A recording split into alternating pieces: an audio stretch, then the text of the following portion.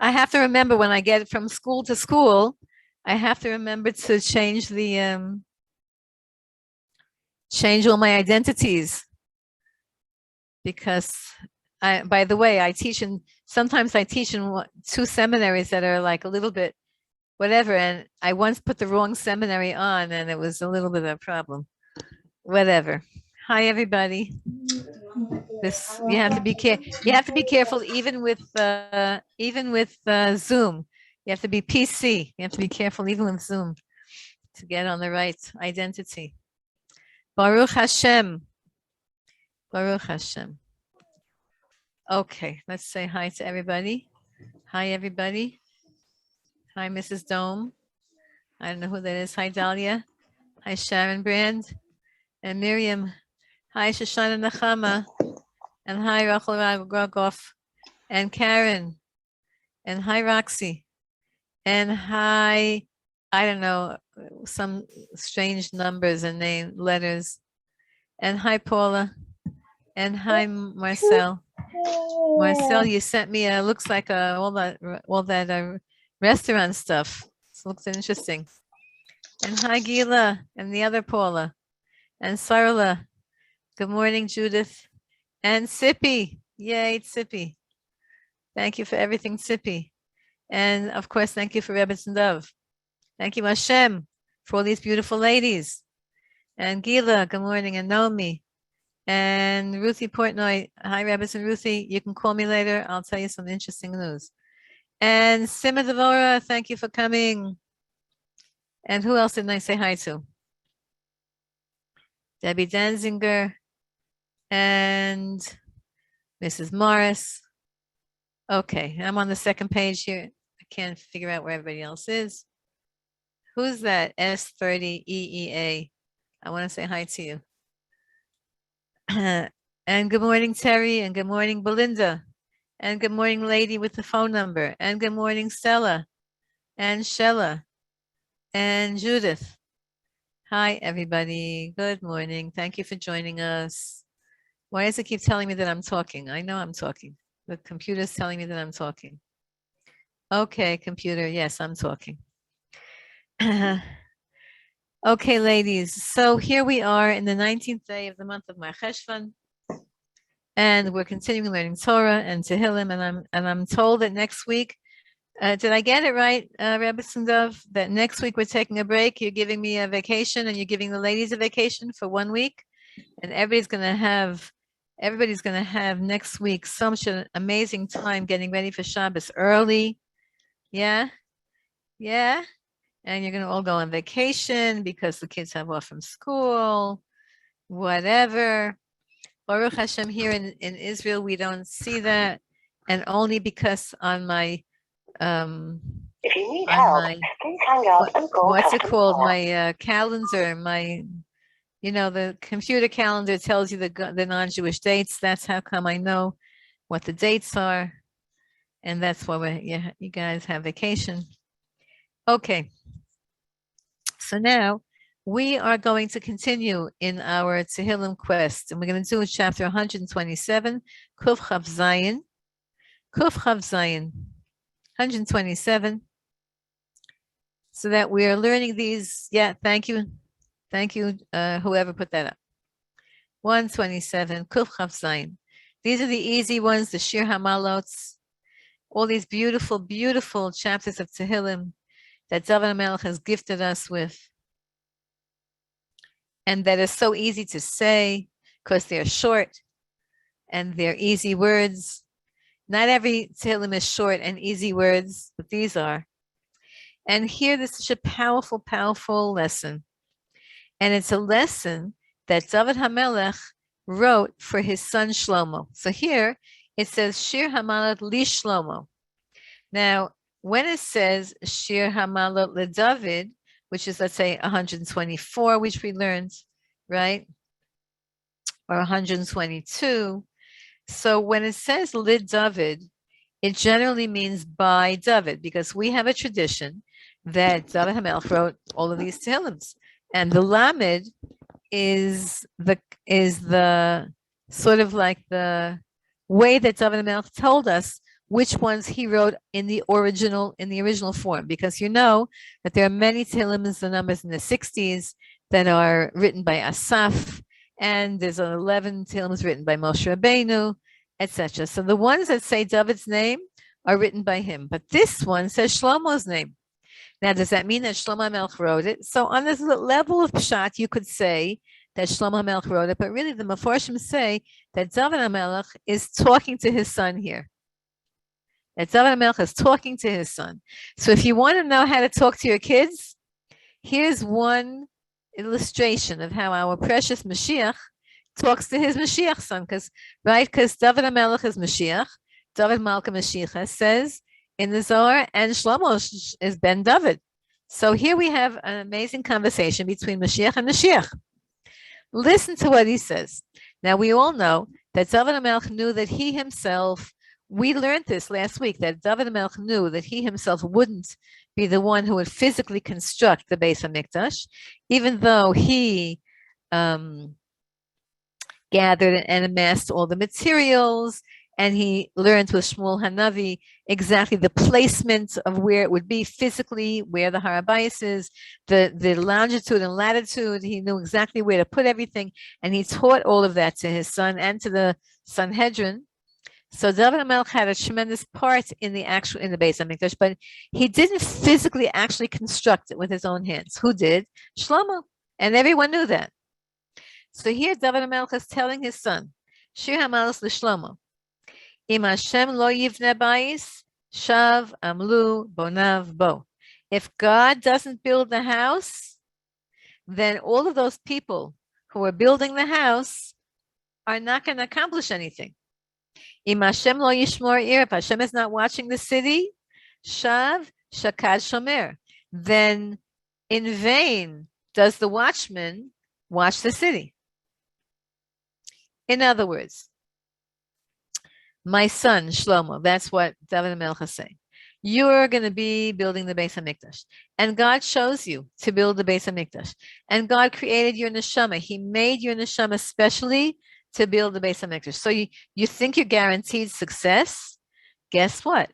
You have to keep praying that Hashem should be with you in every second, in every endeavor, in every part of the building of the Beis HaMikdash, because if Hashem is not with you, then whatever you build is going to fall apart. So right now we're saying this pasuk, Shir HaMalos l'Shlomo im Adonai lo yivne bayis shav amlu bo, im Adonai lo yishmor ir shav shakad shomer. We're saying that as a tefillah. We're saying, Hashem, I'm asking you now to be with me in every single aspect of building the home, whether it's physically building a home, whether it's emotionally building a home, whether it's spiritually building a home, practically on every level. Say this pasuk. This pasuk means, Hashem, I'm acknowledging that I need you. And even though I have a good plan and I have all the materials and I have actually your promise, you gave me a promise, I'll build the Beis HaMikdash. But I'm asking you, Hashem, please be with me every step of the way. And the fact that we just said this pasuk, that's our tefillah. And if you can remember to say it, whenever you remember to say it, say it.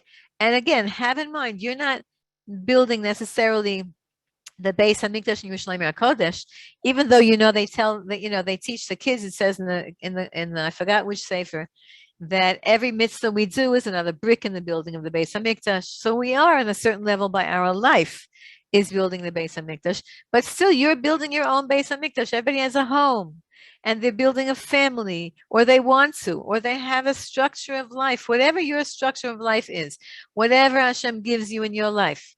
Hashem, if you're not with me, it's not going to work. It's not going to last. If Hashem doesn't watch the city, so now here we're talking about Yerushalayim HaKodesh, that Shlomo HaMelech was building, was the king. And he was going to have to, make a police force and an army to watch the country. But if Hashem is not with the police and the army, then all those watchmen, they blink. They could just blink, and all of a sudden the enemy could come in. And Baruch Hashem, we know that. We know that from experience, because every single war that we ever won here in Israel was absolutely impossible to win. It was miracle upon miracle. Now we have to acknowledge that every single thing anything works here in Israel is because Hashem loves us, and Hashem loves the land, and Hashem loves the people, and He loves all of us, and He's making this country work. So when you make Aliyah, you'll understand this joke, but I'm going to tell it to you anyway because maybe you've all had, experience in this. So the joke is that everyone knows here in Israel that our army is absolutely miraculous because every one of the guys in the army ends up to be a pakid in the bank or a pakid in the, an office worker in one of the government agencies. And we know how inefficient some of the stuff is here. So the fact that our army operates on any level is an absolute miracle. You'll see when you get here, Bezrat Hashem. And you've all been here, so you know that. It's not like Derech HaTeva that we do anything normal here. Even though we're brilliant, right? We're Jews, so we're brilliant and we're talented and we're blessed. But the fact that our economy works is a joke. The fact the electricity works, the fact that anything here works, is funny. That's Hashem. Im Hashem lo yishmor, if Hashem is not watching over us, shav means no, it's in vain. Nothing's going to work here. And we have to know that. Shav lachem mashkimei kum. And those people who mashkimei kum, you get up early, me'acharei sheves, or you stay late, ochlei lechem ha'atzavim, and you're working very hard. But guess what? If Hashem is not with you, it's not going to help. You should know that Hashem will give everyone what they need. Hashem helps everybody. It's not that it's easy, but here in Eretz Yisrael, Hashem has a vested interest in making everybody be able to succeed here in the time when it's right for them. So sometimes, you have people who come here and everything goes wrong. Even when they come for a visit, everything goes wrong. The hotel reservations, the plane, they make a rule, they change the rules. As soon as you get off the plane, they throw you into a Corona hotel. All these crazy things happen here. And you think, oy vey, Hashem is rejecting me. Exactly the opposite. Because it says in the Gemara, Eretz Yisrael niknes b'yisurim. Eretz Yisrael is acquired through, you have to pay for it. And the Yisurim, the challenges, the suffering is all kinds of, it's not chas v'shalom suffering really, but it's just like inconveniences. And once you understand that, then you welcome the inconveniences. And now David HaMelech is saying to his own son the following beautiful teaching. Did you ever say to your children this? Did you ever say to your children this? You are the biggest gift that ever I got. I am madly in love with you. I'm so grateful to Hashem for you. You're my life. That's what David HaMelech is saying now to Shlomo, his own son. Hine nachalas Hashem banim. The best thing that God could give to anyone is children. Sachar, the reward that Hashem gives us is pri habatan, children, the fruit of our womb. Now, this is very painful for a person who hasn't been blessed with children. So I want to tell you, anyone who's going to be listening to this, years and years and years ago, I had a student, people that I knew who were not, didn't have kids. And they were it was remarkable because they were the nicest people, the most, how do I say, paternal. They would have been the greatest parents on the planet. Incredibly loving. I'm teaching come on the Tehillim Shir. incredibly wonderful people. Like they would be the best mother and father. They didn't have kids. So they went to a Rav, a Makubal. And he said to them the following. He said, the reason that you're so incredibly maternal and paternal is because you, in your previous life, were married. You have very, very good zivug for each other. You're very, very, you're totally, you're totally mat'im for each other. You love each other very, very much. And in a previous life, you brought down many, many neshamas. You had many, many children. That's why I'm teaching, sweetie. You can come on and watch. That's why you're so good together, and that's why you're chalishing for children, because it's so familiar to you. But in that last life, you did it already, and now you have a different job to do. And so this couple established a whole thing of adopting children and supporting children, and they made a whole thing, and that's how they spent their married life. He's not in the world anymore. I think she still is. They're old, and so, and the Rav who said that is not here. I mean, he's here, but can't get an appointment with him. So so if it's painful to hear this, that God's reward is children, it's those who are privileged to have children in this life, in this time. We know that that's the biggest challenge. It takes the most out of us, but you have to tell your kids, you're my connection to God, because you are my sachar in this world. We know that we don't get reward in this world for mitzvahs. In this world, the reward, except certain things we do get reward. And here David Melech is saying to us, children are actually a reward in this world. Or it's not like it's diminished your reward. It's not like your reward is diminished from the next world, but it's a very big thing here. And so I actually want to say this Tehillim in honor and in the schus of Maya and her husband. Nobody has to know who that is, but she'll know when she has the shir, who are still also waiting for children. And another one, Hashem sees her picture. I forgot her name right now in my mind. She and her husband should have children. It's not it's very painful. Listen, I only have one son, Baruch Hashem. I'm so grateful. I have one son, one biological son, and I have thousands and thousands and thousands of daughters, including you guys, even though some of you might be even older than me, right? Because your children are who you teach and who you influence and who you have a connection to Torah with. But physically, I brought into this world, Baruch Hashem. So it's not such a simple thing not to have 25 kids. One of the rabbis that I was talking to all those years back when I was still in that parsha said to me, actually, I'll tell you who it is. It was Rabbi Moshe Tendler Zatzal. He's already in the next world. And he said that a woman called him up and was crying to him, she's not pregnant and she needs children, and she was crying. And so he talked to her. And in the conversation, he understood something, and he said to her, he asked her, do you have any children?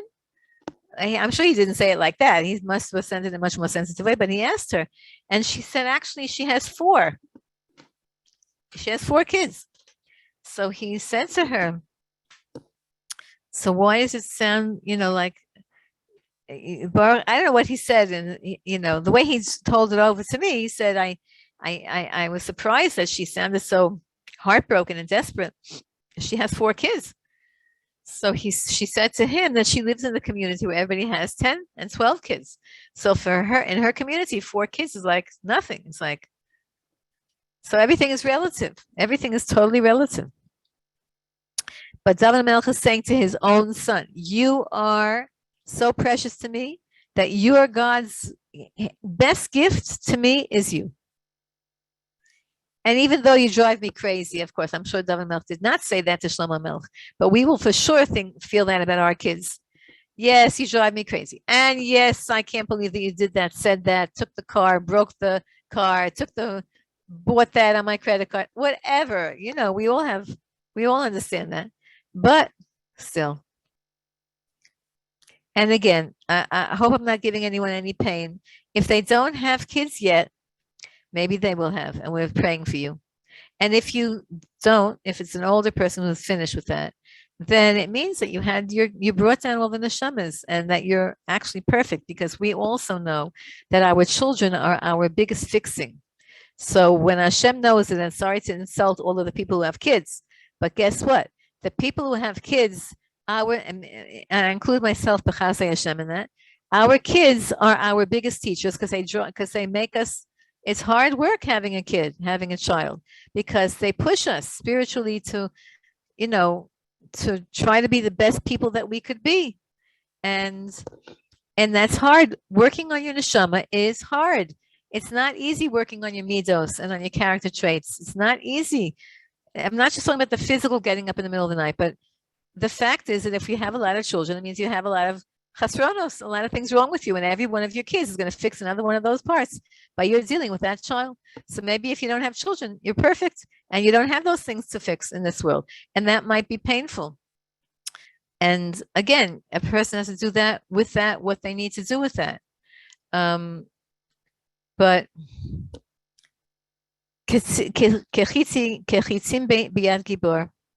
when a person has lots of kids when they're young, now David HaMelech is telling Shlomo HaMelech, now remember, Shlomo HaMelech is very, very young now. He's 13 years old. He's just bar mitzvah. And even though in biblical times, we have to know this, there's a rule about anything in Tanakh, that the ages and the marriages don't make sense to us. In other words, we can't look at like they say, Rivka Imenu was 12 years old when she married Yitzchak Avinu. Some say she was 3 years old. Like the ages don't make sense to us. Yocheved had a baby at 130, and it wasn't considered a miracle in Egypt. Like the numbers in Tanakh, what age people had things happen to them, we have a hard time relating to that. We don't understand what that is. There's a lot of dimensions in this world that we are not privy to. For example, just simple in Chumash, how is it possible that Bilam talks to a donkey and the donkey talks back to him? You should know that the donkey didn't talk English or Hebrew, he talked donkey talk. But Bilam knew how to understand the speech of a donkey. It says that what does it say about Agag,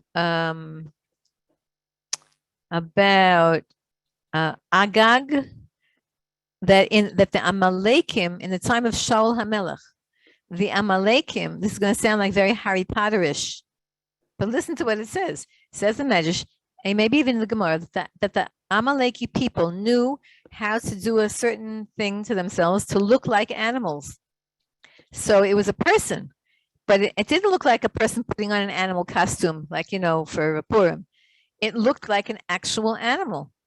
And that's why Shmuel HaNavi was so upset when Shaul HaMelech didn't kill all the animals. Shmuel HaNavi said to him, those are people, and they're propagating.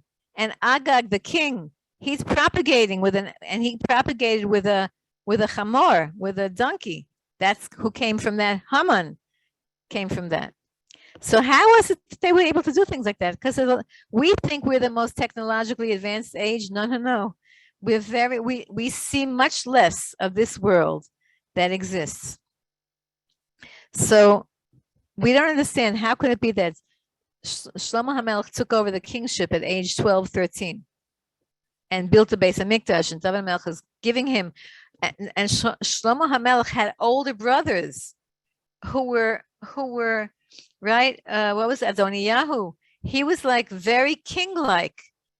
Everybody thought he would be the king. He was 40. He was a big Talmid Chacham. He was an older brother.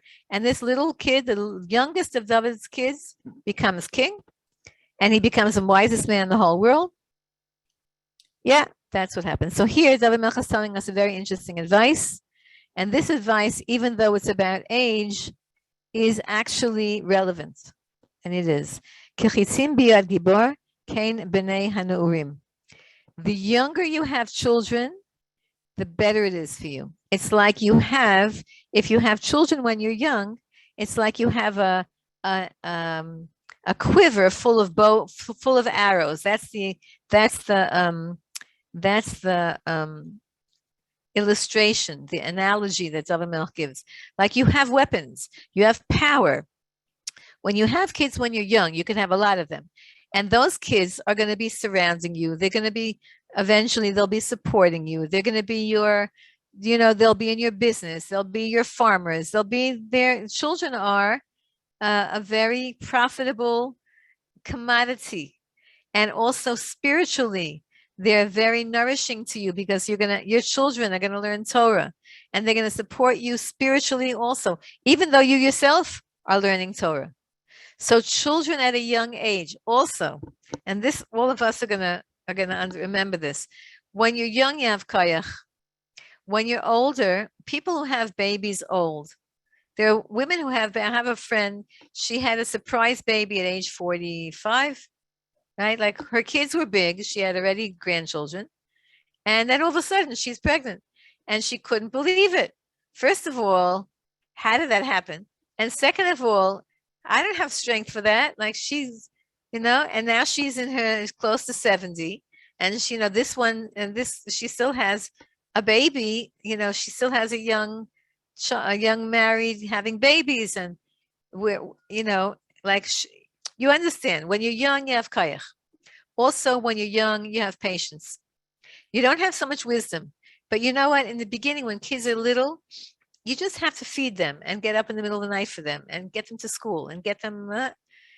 The wisdom comes when the kids start getting to be teenagers. That's when the wisdom kicks into the parents. If you think about it, if you have kids when you're 20, now David Melch had kids when he was younger, but we're saying it in our generation because everything is relative. If you start having kids when you're in your young 20s, sorry to insult anybody who's listening to this who was in the young 20s, but you don't know what life is all about. You don't have wisdom yet, but you have physical strength. But when does your wisdom kick in? When you really need it. When do you need wisdom with kids? When they're teenagers. Because when they're teenagers, all of a sudden, everything shifts and changes.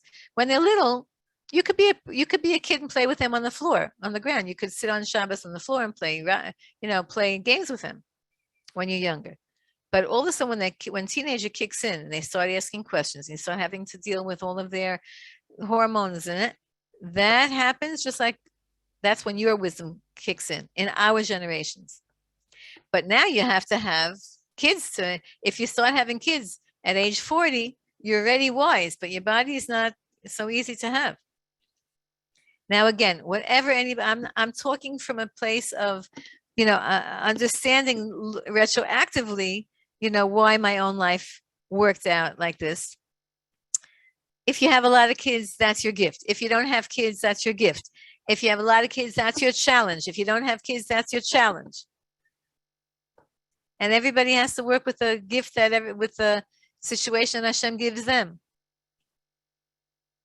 Oh, and there she is. Paula says she had hers at 46 and she's so young. I want to tell you, I can totally relate to that. You know why? Because besides you big Rebetzins, you're all my friends. We're all understand each other in terms of, but I teach a lot of younger, I teach the seminary girls and they're all 18. And I've been teaching Baruch Hashem since I'm 18. So I'm 18, basically, I'm teaching 18-year-olds.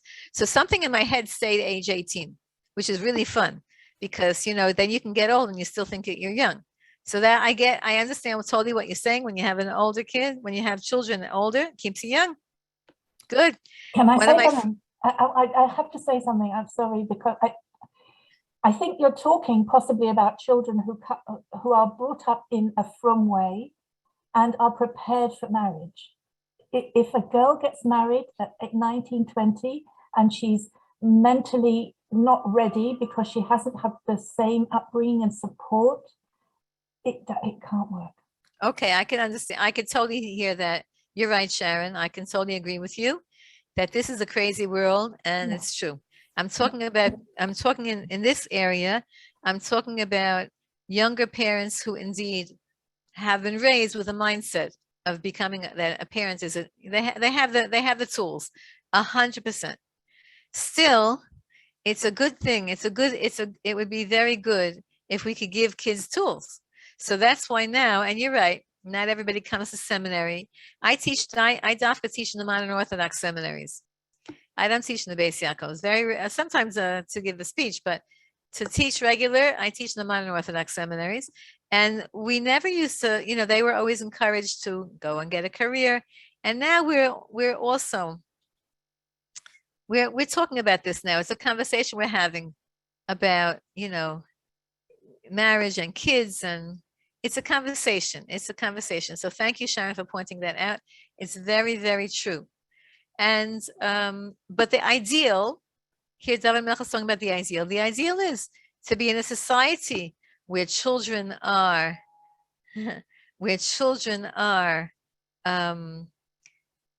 raised properly, and given the ideal that a woman who has children is the highest, she's really fulfilling a tremendously high destiny. It's not just like, oh, she's just a housewife, but wow, she's a housewife.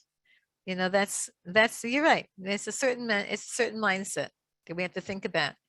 That's why for all of the husbands who are going to listen to this, because this little section you're going to put onto your husbands, you're going to let him listen to this for these 2 seconds. That's why it's so important for the men at the Shabbos table to say to the children, to give honor to the mother, and to really make the children feel that it's a tremendous honor that mommy keeps the whole house running, mommy keeps our life running, mommy keeps us running, mommy is the only reason that we're able to do anything in this world. We owe everything to mommy.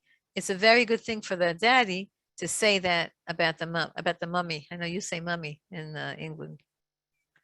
Okay, good. So Hashem is, so David Melch is saying to his son, get married young and have lots of kids, because it'll give you strength. It'll be like the arrows that you have in your quiver. It'll be somehow a level of power for you. So that person who filled up his backpack with all of these weapons, meaning who's had kids young and is prepared, as Sharon points out, prepared to have kids and devoted to having kids and wants to have kids and wants guidance on how to help the kids, etc. That person is very, very lucky. And they will not be ashamed. They won't be ashamed. Now, this is the illustration that David Melch is giving to his son. They won't be ashamed when the enemies come to the gate. Now, what does that mean? Understand that every prophecy and every lesson that was given in an allegory was always being given using the situation of that time. So, for example, it says, Reb Sadia Gaon teaches us about prophecy, for any of you who are budding prophets. So when a prophet, a Navi or a Nevi'ah would see a vision, and they would see a vision in a picture, like they would see a vision of a pot bubbling over, and the mouth of the pot is facing the north. That was Yeshaya saw that vision. Yirmiyahu saw that vision. And then they would have to interpret, what does that picture mean? What does that mean? So David HaMelech is showing Shlomo HaMelech like this. He's showing him in words that he would understand. He's trying to make him understand the following. First of all, now again, this is going to sound, in our generation, we have to qualify this. But he's saying, if you strengthen yourself when you're young, and it's not just really with having children, because whenever they talk about whenever David HaMelech in Tehillim talks about enemies, he's really talking about the Yetzer Hara. He's really talking about the Yetzer Hara. I want to share with you, and so how do you get rid of the Yetzer Hara? By being prepared. That's the simple, that would be like one of the ways of interpreting this puzzle. The physical way is, the pshat is, how lucky is the person who has a lot of kids when they're younger, and they won't be ashamed if they get challenged in their old age. Why? Because when you have a lot of kids when you're younger, first of all, you're very, very busy with them. You know that there are a lot of different levels of challenges in this world. But the worst challenges come when a person has too much free time. Those are the most dangerous challenges. You know, all areas of relationships. If a person has too much free time, then their eyes wander, their mind wanders. You know, they hang out in the coffee shop and you know they get jealous of this person has this pretty thing and that person has that pretty thing. The Gemara says that for women it's a very dangerous thing to be not to be busy, because we have tendencies. First of all, we have a tendency to feel non-productive, and that depresses us. So that's why it's always important, no matter how old an older woman is, it's always important if she's, let's say she's retired or she's, you know, living with you, you have a mother, you're privileged to have a mother living with you or whatever, and you want to do everything for them. It's very, very important to give them jobs to do, because a woman has to feel productive in the physical world. You know, let them peel a potato for you. Whatever they can do, whatever a woman can do, she should do. Because why? Because for a woman, the Gemara says, boredom, having too much free time, leads to either depression or, you know, jealousy, all of the bad things. Being too busy is also a challenge.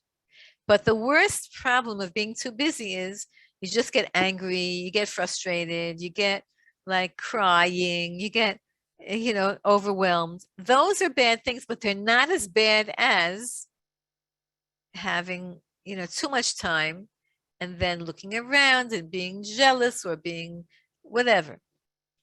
So on the simplest level, this pasuk is saying your biggest enemy is your Yetzer Hara. I mean, not on the same. On one level, your biggest enemy is your oyev, right? The oyev is coming to the shar. The enemy is coming to the gate. So if you have a lot of kids, you have no time to deal with that enemy, because you have no time to think, because you have no time to do anything but drop into the bed at the end of the day, exhausted. And on a certain level, that's good. It's protective.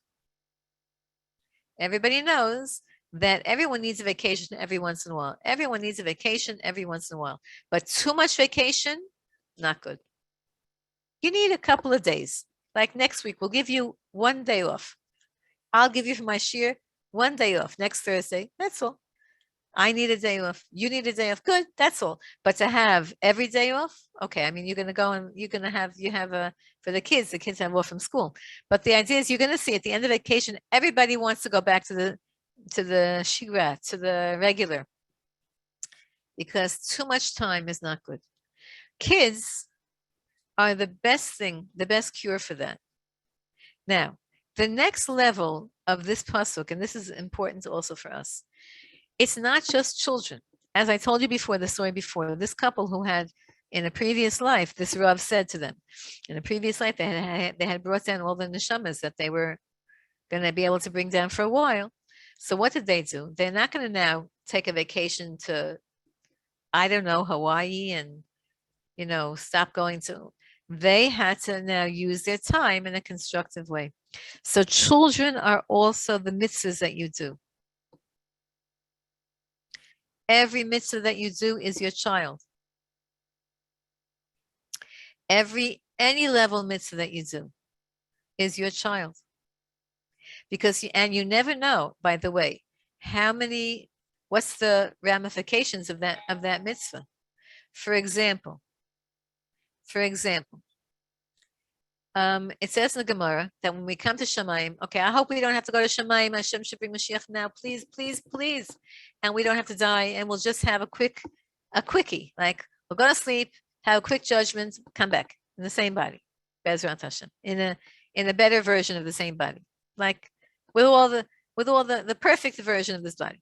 But in olden days when people used to die, so it says that the righteous people, they would bring them to Shamayim, and they would introduce them to like millions of neshamas and say, these are all your children.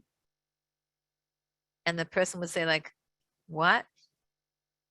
What do you mean these are my children? I don't know any of these people. I have, I know my kids, and these are not. And the malach, the angel who shows us your children, who shows us the children, says, yeah, I know you gave birth to this one who's a Rosh Hashiva, and that one who's a school teacher, and this one who's on the way coming, and the other one who's not yet, and whatever. I know you gave birth to those kids. But guess what? One time you were standing in the supermarket and you had presence of mind. Because, a lot of times we stand in the supermarket and we don't have presence of mind and we're impatient or we're whatever. But one time you were on the line and some lady, and you have a big, order and it's Thursday and you're in a hurry and it's just about to rain and your parking space, you have your meter is just about to expire and you're really in a hurry. And some lady has like 5 or 6 things in her arms and she's without a shopping cart. And she has a kid or 2 pulling on her. And she says to you, listen, I just have these things. The kids are this. Can I go ahead of you? And instead of grumpy saying, all right, whatever, you say to her, sure, it's fine. No problem. Go, go, go. And you smile to her and you're nice. And the lady in back of you, she knows that you've been waiting online. She overheard you just made a phone call before and you said to your son who's waiting at home, I'm going to be home soon. It's okay. I'm doing the best I can. The lady in back of you on the supermarket line, she knows that you're pressured. And she's looking to see how are you going to react to this lady with the 5 items that she drops and she has to go back again because she dropped the flour. The whole bag broke. She has to go back to get the bags. One of those. And you were gracious and nice and smiled. Even though maybe you wanted to scream and yell, but somehow you passed that test. And the lady in back of you, she's like this. She's a lady who was hurt in her life. She was religious when she was growing up, and she had very impatient people in her life who were not nice. And she decided to leave Yiddishkeit because all the people in her life were not gracious. And so and she happens to be in this kosher supermarket, and she happens to be standing in back of you, and she happens to see you be gracious. And Hashem makes a light bulb go off in her head, and the light bulb says, you don't have to write off all religious people just because you had them in your life that were not patient. There are people who are patient, and you don't judge Judaism based on the behavior of some Jews. And this lady decided she's going to come back and do tshuva. So she's your daughter. You gave birth to her. And then every kid that she has and every person that she shares her story with, then she becomes a world famous speaker. And she goes all around the world telling her story and saying to people that she was from a religious family and she went off and she came back again. And now she sees, and all these people that she's makar, those are all your kids. And you have no idea about this story because you were just standing online. You just happen to have presence of mind. So that's called our kids also. And they're no different in love and in connection of neshama to our biological kids. They're the same. You have biological children, Baruch Hashem, if you're granted, if Hashem gave you that, it's a big bracha. It's a big challenge. It's a big bracha. You have spiritual children. You're very connected to them. You don't even know who they are yet. You'll meet them. You'll meet them and you'll feel attachment to them. That's what David HaMelech is saying. The more you could do, and the earlier in life you start to fill up your suitcase, to fill up your bag, your shopping cart with mitzvahs, with people, with chesed. Then when the enemy comes to get you, the Yetzer Hara comes to get you, you have an extra protection. You do. You have extra protection. You know why? You don't know. We don't feel this because we're living in a world. I was just listening to a shir this week of a Mekubal. I'm not going to tell you the shir or the Mekubal because it was really, whoa, like certain parts I had to turn off because it was, but he explained to me, that there's so many dimensions in this world that we don't even see, so many things in this world that we don't even see, meaning angels and energies and so much. So when you have a lot of children, meaning you have a lot of mitzvahs, and you've done chesed for people, kindness to people, or you even wanted to do kindness to people, because the Gemara says, if a Jew wants to do a mitzvah, and for some reason they're prevented, doesn't work out. You have intention, you wake up in the morning, you're going to go and you're going to help your neighbor, and then all of a sudden, I don't know, you knock on her door, she's not home, somebody else took her to the store, I don't know, one of your kids needs you, whatever. You had intention to do a mitzvah, to do a chesed, and you weren't able to. Hashem gives you the credit as if you did it, as if you did that mitzvah. That's it. That's your mitzvah because you had intention. And you and God, only you and God know your mindset. If God says that was your intention, that's it. You got the mitzvah. So when you're with the Oivim Bashar, when you're at the end, when you're at the gate, and the enemies are coming to attack you, that means the Yetzer Hara is coming to attack you. Listen, sometimes we fail, but sometimes we get extra protection. And where's that protection coming from? It's a surrounding energy from a chesed that we did, from a mitzvah that we did. That protects us somehow. It like wakes us up. It reminds us, wait a minute, this is a test. Wait a minute, you're falling into a mud hole, don't go there.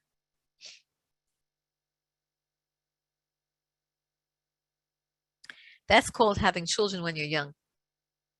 Working on yourself as early as possible in life to amass good deeds, to be on God's side, to think at all times, what can I do to give nachas, to give pleasure, to give pride to my Creator, to my Abba in Shamayim, to my Daddy in heaven.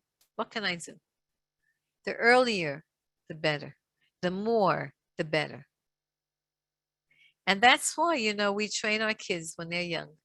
We train our kids when they're little. We give them a penny, put it in the tzedakah box.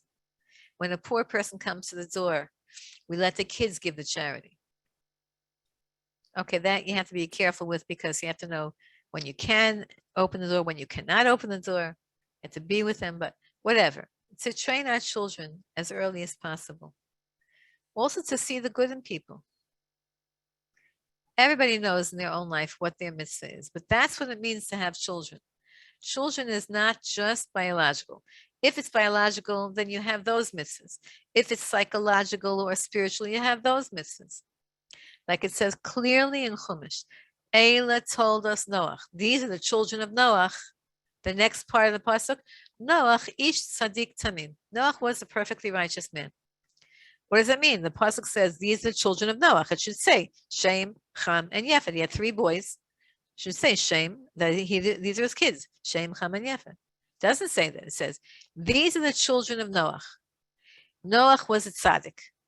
That means his actions were his children.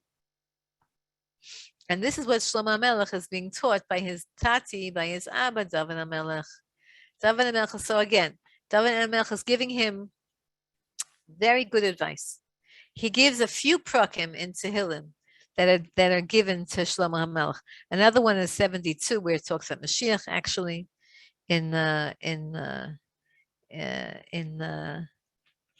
Shlomo. That's the parak begins to Shlomo. That's chapter 70. That's a very long parak, and it's a long parak. And the last words of that parak, it's like an ending in the second book of Tehillim, and the last words of that parak are, these are the words. This is all up until here are the teachings of King David, which means this is like one of the highlights of David HaMelech's teaching. In chapter 72, that's talking all about Mashiach, his job as Mashiach. And by the way, can you imagine telling a 12-year-old, oh, by the way, you're Mashiach. Oh, by the way, you're going to, build the base of Mikdash. Like, that's why I'm saying you can't tell ages. But there in 72 and here, David HaMelech is talking to his kid, to his son. And he's reminding him, so now, number 1, God consciousness. Number 2, recognizing that your actions have fruit, your children, right? Your actions have fruits, and trying as much as you can as a youngster, or the earlier the better, to amass wealth, to gain spiritual wealth. So listen to this. Sometimes when we learn like a parak of Tehillim, sometimes this is a beautiful, all the Shir HaMalos are beautiful and short and sweet and to the point. But sometimes we feel like this is too hard for me. Like it's a little bit spiritually, it's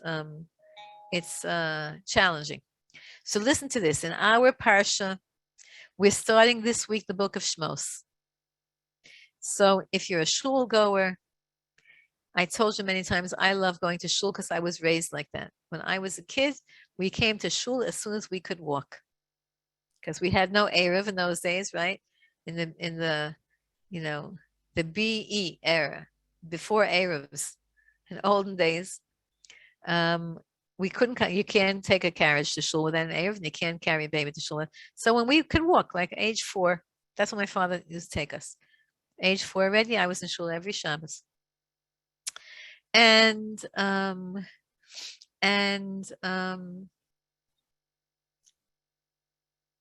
if you go to shul, they're going to read it in shul. But otherwise, if you're home, so you can read the parsha by yourself if you want to. You could read every single day a section of the parsha. Anyway, it says in this week's parsha the following teaching. I love it. Rabbi Biederman teaches this teaching. He says it in the name of maybe the Orach Chaim HaKadosh. Maybe I forgot who he says in the name of. That Moshe Rabbeinu comes to the Jewish people. Hashem says to him, you're going to take the Jews out of Egypt. The whole story. We're in Egypt. You're going to take the Jews out of Egypt. Moshe Rabbeinu says to God, and there's a whole long conversation back and forth and back and forth. And Moshe, one of the things he says is, I'm going to come and I'm going to tell them that there's going to be a redemption. They're not going to know what I'm talking about. They're so not religious, so to speak. Chas v'shalom to say it like that, but I just want to make it like a little bit relevant. They're so far from Yiddishkeit. They've been slaves for 210 years. They know they're Jews. You haven't given them the Torah yet, so they just have traditions. And they've been in this society, in this Egyptian society, for 210 years. How in the world am I going to convince them that the God that they heard about their forefathers, their great-great-grandfathers, came and talked to me? There hasn't been prophecy in 210 how many years? 210 years. What am I going to? How am I going to? How should I be mikar of them? Moshe Rabbeinu says to Hashem, how should I teach them? What should I say? The way he says it is, they're going to ask me, what's your name? What should I say? But the idea of what's your name isn't like, what's your name? What is that? Hashem doesn't have a name, but how should I enter into this conversation? How should I start getting them ready for redemption? So that's a good question for us, right? It's not just then, it's now. So Hashem said to Moshe Rabbeinu, tell them the name Eheyeh Asher Eheyeh. I will be what I will be. Tell them that name. That will help them. That's going to be your first Torah teaching to them. That's going to be your first shir. Tell them that name and explain it. So what does the name mean? I will be what I will be. So he explains that you're going to be telling them, like there's going to be a whole new life for you guys.